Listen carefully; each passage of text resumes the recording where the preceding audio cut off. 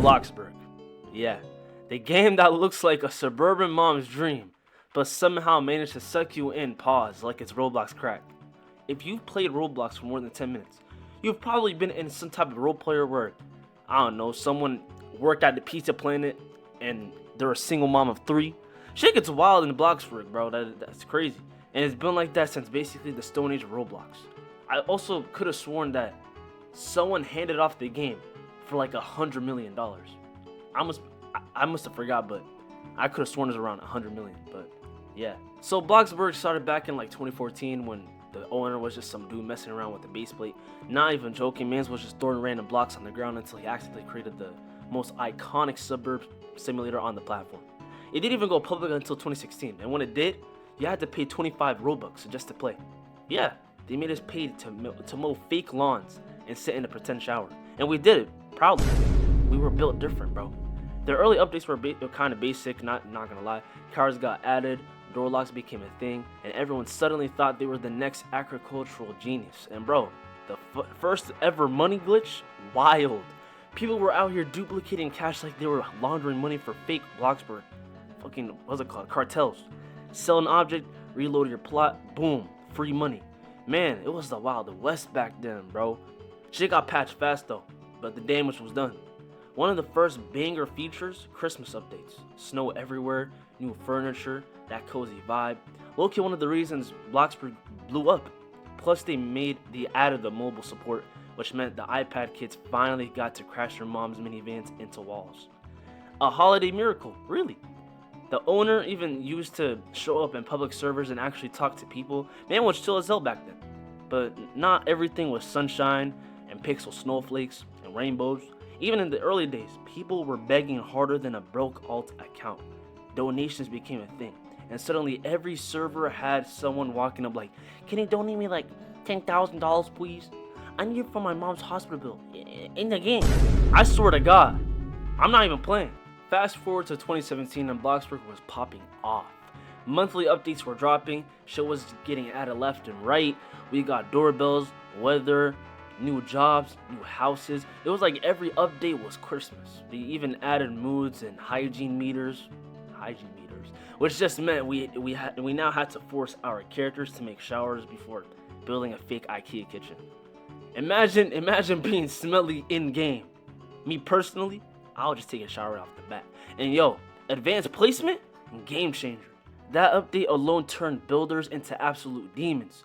You can now glitch furniture into walls, float toilets mid-air, and build some haunted ass bathroom with sideways sinks, bro. Absolute chaos. Everyone thought they were the next Bloxburg YouTuber with the modern mansion. That was just white walls and overpriced counters. Then came the age system, bro. The age system. You could be a kid, teen, or adult, which means the role-playing levels hit peak cringe. There were actual Bloxburg families walking around with toddlers, and someone was always the cool uncle who smoked in the driveway. Also, bills started showing up, bro. Thanks a lot, owner. Ain't nothing like hopping on after school and realizing you owe $500 just for having a damn light switch on 24/7. We also got trampolines, bikes, elevators. Shit was getting real. Halloween dropped and everyone was out here carving pumpkins like their life depended on it. You had people flexing with huge ass plots filled with spooky shit, and then there were the rest of us broke as hell with $10,000 starter homes and one sad ass ghost decoration. And let's not forget the donation cap. People were out here scamming like it was the stock market until they finally said, "Nah, y'all need to chill." It slapped a limit on it. But by that time, the damage was already done. People made a whole ass careers out of scamming 12-year-olds for in-game cash. By 2019, Bloxburg hit 1 billion visits. That's right, 1 billion visits. They dropped the trophy and gave everyone 100 Bloxbucks like it was Oprah, and bro, the flex was unreal. If you didn't have that trophy, you weren't part of the OG gang, and everyone knew it. Plot deleting, clone tools, and even a bulldozer tool got added. Builders were feasting, bro. They also added golf carts and playgrounds, and suddenly Bloxburg became a damn daycare. Every server was filled with kids bouncing on trampolines while someone screamed in chat about a fake tire in their kitchen. Halloween came back with carved pumpkins again, Halloween spooky ass houses, limited items that people now sell for $9 million in trading servers. Also multiple floors. They upgraded from 3 to 5 floors if you had the game pass. Shit went vertical real fast. everyone's house started looking like weird tower prisons with random balconies. And you don't even get me started on the mobile players, bro. They finally got to place roofs manually, and it was either a masterpiece or an abomination. And then December rolled in like surprise, bro. Your sleds, limos, and the ability to host your own servers, bro. The neighborhood feature was fire. Private servers were up to 50 people. Bloxburg parties got real.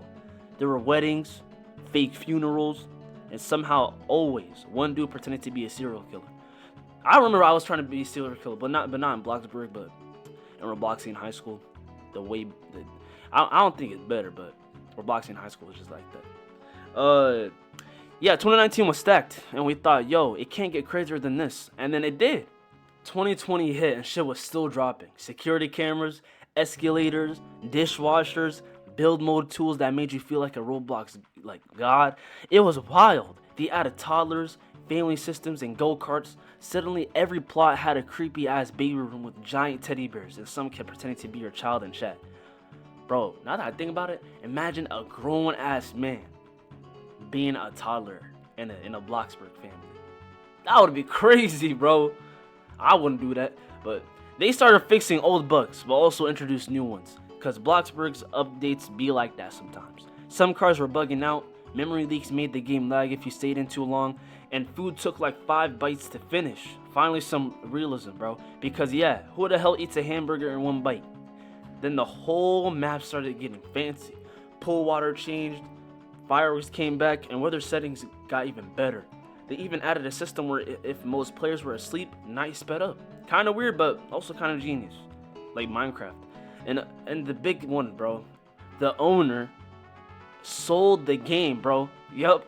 Homie cashed out with a fat $100 million bag, bro. And handed Bloxburg off to a company called Embracer. People freaked out. Half of the community thought they were gonna turn Bloxburg into a microtransaction hellscape. The other half was like, bro, just give me another house slot and I'm good. Honestly, the vibes shifted after that. New devs, updates slowed down, communication dropped.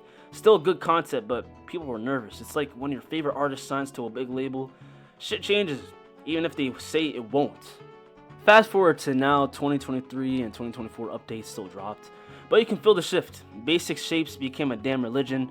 Everyone's builds now look like the modern art or IKEA horror shows. God damn, I can't speak. The transform tool, bro, that thing made builders unstoppable. People out here recreating Hogwarts on a 50-50 plot. 50 by 50 plot. I can't say 50 by 50 for some reason. Holiday events still hit, but a lot of them started to feel copy-paste sometimes. Halloween, same vibe. Christmas, same sleds, new snowmobile. The magic's still there, but it feels like it's an autopilot sometimes. And the RB battles collabs, cool, but nothing too crazy. The vibe now, Bloxburg is more about the builders and the YouTubers. The casual players mostly dipped or only hop on to play house for 10 minutes before logging off. Player count's still solid, but the hype isn't the same. Still, the player who stuck around, mad dedicated, bro. Gotta respect that. There's also been more monetization push, which low-key makes sense after a $100 million buyout. Game passes, special items, all that jazz. Some players hate it. Some are like, bro, I just want to build a Starbucks. Please, let me chill, bro. So where does that leave us?